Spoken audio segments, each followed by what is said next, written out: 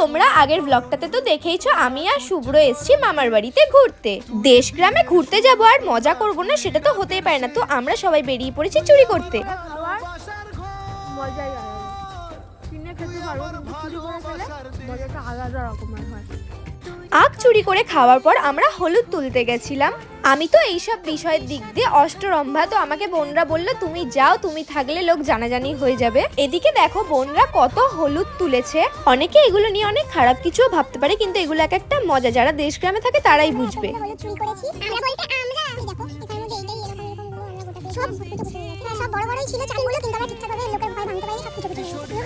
আর ইনি তো আর একজন লোক, যদি কিছু জানতেও না পারে এমন ভাবে চিল্লায় সবাই সবকিছু জেনে যাবে। যাই হোক, আমার মামা ফুচকার দোকান দেয়, তো তাই আমি মামার কাছে আবদার করেছিলাম যে আজকে আমি ফুচকা খাবো। তো মামা আমার জন্য ফুচকা বানিয়েছিল, আমরা সবাই মিলে ছাদে বসে খাচ্ছিলাম। নেক্সট ব্লগটা দেখতে ভুলো না, বাই।